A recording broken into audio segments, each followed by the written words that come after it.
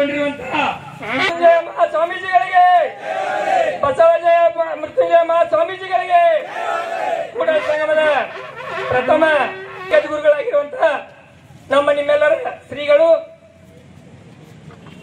ಕರ್ನಾಟಕದಲ್ಲಿ ಕುಟುಂಬಗಳಿಗೆ ನೀವು ಬಂಗಾರದಂಗಾದ್ರಿ, ನಮ್ಮ ರೈತರ ಬದುಕು ಬಂಗಾರ ಮಾಡಲಿಲ್ಲ. ಹಾಗಾಗಿ ಕಬ್ಬು ಕೊಟ್ಟು ನಿಮ್ಮನ್ನು ಶ್ರೀಮಂತರ ಮಾಡಿದ್ರು, ಓಟ್ ಕೊಟ್ಟು ನಿಮಗೆ ಅಧಿಕಾರ ಕೊಟ್ಟರು.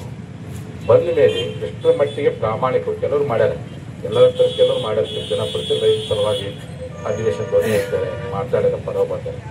ಅದು 99% ಜನಪ್ರತಿನಿಧಿಗಳು ರೈತರ ಹಿತವನ್ನು ಕಾಪಾಡೋ ಪ್ರಯತ್ನ ಮಾಡಲಿಲ್ಲ. ಇದು ಬಹಳ ನೋವಿಸ್ತದೆ.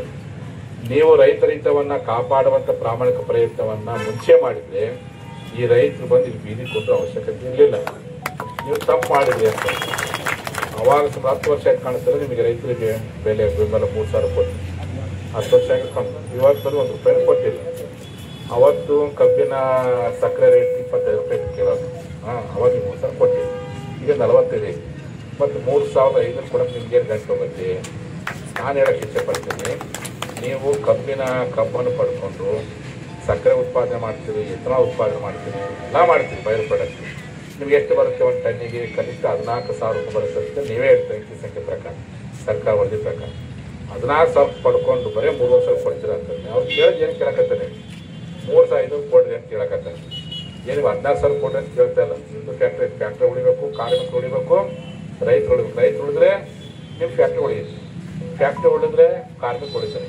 ಕಾರ್ಮಿಕ ಮತ್ತು ಕೃಷಿಕ ನಮ್ಮ ದೇಶ 2 ಖಂಡಗಳು ಅಂತ. ಹಾಗಾಗಿ ಕಾರ್ಮಿಕರೆಲ್ಲರೂ ಸಹ ರೈತರ ಮಕ್ಕಳೇ ಅವರು. ಈ ಕಾರಣಕ್ಕೋಸ್ಕರವಾಗಿ ಇಷ್ಟೊಂದು ವಿಳಂಬ ಮಾಡೋ ಪ್ರಯತ್ನವನ್ನು ನಮ್ಮ ಫ್ಯಾಕ್ಟ್ರಿ ಮಾಲೀಕರು ಸರ್ಕಾರ ಮಾಡೋದಾಗಿದೆ. ಸರ್ಕಾರ ಇವತ್ತು ಫ್ಯಾಕ್ಟ್ರಿಯನ್ನು ಕೇಳುವಂಥ ಕೈ ಹಿಡಿದು ಕೇಳುವಂಥ ಅಧಿಕಾರಿಗೆ ಸರ್ಕಾರ ಕೈ ಇದೆ. ಇವತ್ತು ಬೊಮ್ಮಾಯಿ ಸ್ಟೇಟ್ಮೆಂಟ್ ಕೊಟ್ಟಿದ್ದಾರೆ, 3,300 ರೂಪಾಯಿ ಫ್ಯಾಕ್ಟ್ರಿಯನ್ನು ಕೊಡಲಿ, 200 ರೂಪಾಯಿ ಸರ್ಕಾರ ಕೊಟ್ಟು ಮುಗಿದು ಹೋಗ್ತಲ್ಲ. ಇಷ್ಟು ಮಾಡಿ ಪುಣ್ಯ ಕಟ್ಕೊಂಡು ಬಿಟ್ಟು ಇಷ್ಟೊಂದು ಹಠ ಮಾಡುವಂಥದ್ದು, ಇಷ್ಟೊಂದು ಸತಾಯಿಸುವಂಥದ್ದು, ಇಷ್ಟೊಂದು ವಿಳಂಬನೆ ಬೇರೆ ಮಾಡಿರ್ಬೇಕಾದ್ರೆ ಊರ ರಸ್ತೆ ಮಾಡೋಕೆ ಟೈಮ್ ತಗೊಂಡು ಯಾರು ಬೇಡ ಅಂತ, ಮತ್ತೊಂದು ಡೆವಲಪ್ಮೆಂಟ್ ಮಾಡಬೇಕಾದ್ರೆ ಟೈಮ್ ಕಿಲ್ ಮಾಡಿ. ಆದರೆ ರೈತ ಬೆಳೆದಂಥ ಕಬ್ಬು ಅದೇನು ಕಾಯಂ ಹಂಗೆ ಬೆಳ್ಕೊಂತಿರೋದಾಗಲ್ಲ, 15 ದಿವಸ ಹೋದು ಮತ್ತೆ ಒಣಗಿ ಹೋಗುತ್ತದೆ. ಈ ನಿಟ್ಟಿನ ರೈತರ ಭಾವನೆಗಳ ಜೊತೆ, ಇಲ್ಲಿ ರೈತರ ಜೀವನ ಜೊತೆ ಚೆಲ್ಲಾಟ ಆಡೋದು ಬಿಟ್ಟು ಇವತ್ತು ರೈತರು ಬೀದಿ ಬಂದಾರ.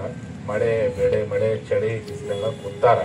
ಇವತ್ತು ದೊಡ್ಡ ಜನಾಂದೋಲನ ಆಗೈತಿ. ಮುಂಚೆನಿತ್ತು ರೈತ ಸಂಘಟನೆ ಹೊಡ್ಕೊಂತ ಬಂದ್ಬಿಟ್ಟು ನೀವೆಲ್ಲ ಆಸೆ ಆಮೇಲೆ ತೋರಿಸಿ ಚಾಡ ಚೂಡ ಹೇಳಿ 20 ವರ್ಷದ ಕಾಲ ನಂಜುಂಡಸ್ವಾಮಿಯರು ಕಟ್ಟಿದ್ದು, ಪುಟ್ಟಣ್ಣರು ಕಟ್ಟಿದ್ದು, ಬಾಬಾಗೌಡ ಪಾಟೀಲ್ ಕಟ್ಟಿದ್ದು ರೈತ ಸಂಘಟನೆ ಹೊಡೆದ್ಬಿಟ್ರೆ ನೀವೆಲ್ಲ. ಅದು ರೈತರು ಶಾಣರಾಗ್ಯಾರ. ಸೋಷಿಯಲ್ ಮೀಡಿಯಾದ ಮುಖಾಂತರವಾಗಿ ನೀವೇನೇ ತಪ್ಪು ಮಾಡಕತ್ತಿದ್ದು ಹೇಳ್ತೀರಿ, ನೀವು ಎಲ್ಲದಕ್ಕೂ ಒಂದಾಗ್ತೀರಿ, ಸಂತೋಷ ಪಡ್ತೀವಿ. ಎಲ್ಲಕ್ಕೆ ಹೆಂಗೊಂದು ಸಂಘ ಸಂಸ್ಕೃತಿಗೆ ಹೆಂಗೊಂದಾಕಿರಲ್ಲ. ಹಾಗೆ ಕಬ್ಬಿನ ಬೆಲೆ ಕೊಡಲಿಕ್ಕೆ ಈಗ ಒಂದಾಗಿ ಫ್ಯಾಕ್ಟ್ರಿ ಮಾಲೀಕರೆಲ್ಲರೂ ಕೂಡಿ 3,500 ಕೊಡಲಿಕ್ಕೆ ಗಟ್ಟಿ ತೀರ್ಮಾನ ಮಾಡಿದರೆ ನಿಮ್ಮನ್ನು ನನಗೆ ಇವತ್ತು ಏನು ಗೌರವ ಕೊಟ್ಟಲ್ಲ, ನಿಮ್ಮನ್ನು ಭಾಳ ದೊಡ್ಡ ಬಿರುದಾಳುಗಳ ಮತ್ತು ಗೌರವ ಕೊಟ್ಟು ಬಂದಾರೆ. ಅವ್ರ ಕಣ್ಣು ನೀವು ದೇವರಾಗಿ ನೀವು ಅಷ್ಟು ನಿಮಗೆ ಗೌರವ ಕೊಟ್ಟಾರೆ. ಹಿಂಗೆ ವಿಳಂಬ ಮಾಡಿದರೆ ನಿಮ್ಮನ್ನು ಏನು ಹೃದಯದ ಪೂಜೆ ಮಾಡೋಕ್ಕಂತಲ್ಲ, ಆ ಹೃದಯದಲ್ಲಿರ್ತಕ್ಕಂಥ ನಿಮ್ಮನ್ನು ದೂರ ಇಡುವಂಥ ಕಾಲ ಬರುತ್ತೆ. 3,500 ರೂಪಾಯಿ ಅಷ್ಟೇ ಬೇಡಿಕೆ ಐತಿ.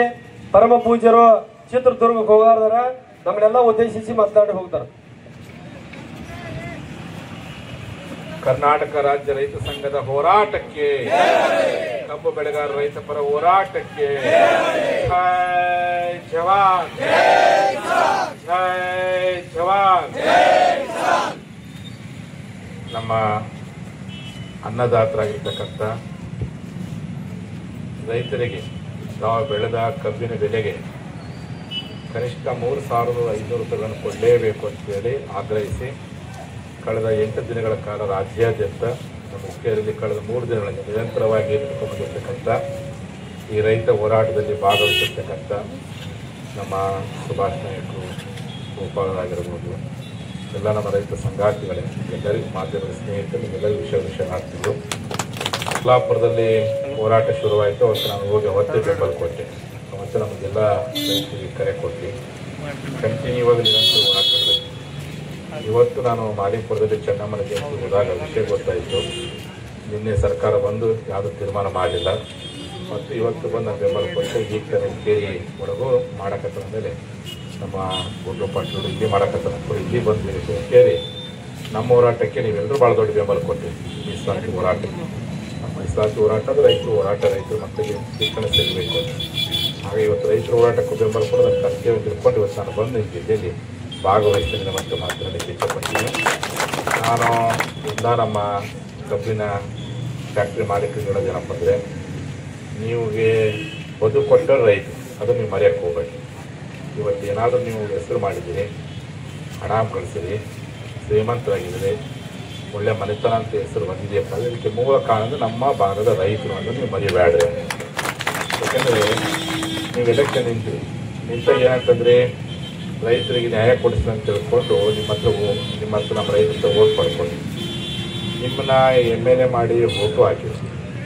MLA ಆದ ಮಂತ್ರಿನೇ ಆಗಲಿ, ಅವತ್ತು ರೈತರಿಗೆ ನ್ಯಾಯ ಕೊಡಿಸ್ತಾರೆ ಅದನ್ನು ಮಾಡಿದ್ರು, ಮುಖ್ಯಮಂತ್ರಿಗಳು ಮಾಡಿದ್ರು.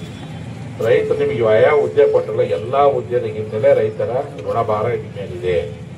ಆದರೆ ಗೆದ್ದ ಮೇಲೆ ಏನು ಮಾಡಿದ್ರಿ, ನಿಮ್ಮ ಪಾಡಿ ನೀವು ಆಡಳಿತ ಮಾಡ್ಕೊಂಡು ಹೋದ್ರಿ, ಕೆಲಸ ಮಾಡ್ಕೊಂಡು ಹೋದ್ರಿ, ರೈತರಿಗೆ ಏನು ಕೊಡಬೇಕಾಗಿತ್ತು ಆ ಬೆಲೆಯನ್ನು ಕೊಡೋ ಪ್ರಯತ್ನ ನೀವು ಯಾರು ಸಹ ಮಾಡಲಿಲ್ಲ. ಕೊನೆಗೆ ರೈತರು ಕಬ್ಬು ಬೆಳೆದ ಮೇಲೆ ನಿಮ್ಮ ಫ್ಯಾಕ್ಟ್ರಿ ನಂಬ್ಕೊಂಡು ನಿಮ್ಗೆ ಪಾಲು ಕೊಟ್ಟರು, ಫಸಲು ಕೊಟ್ಟರು. ನೀವೇನು ಮಾಡಿದ್ರಿ, ನಾನು ಸರಿಯಾಗಿ ಬೆಲೆ ಕೊಡ್ತೀನಿ ಅಂತ ಬೆಲೆನೂ ಕೊಟ್ಟಿಲ್ಲ.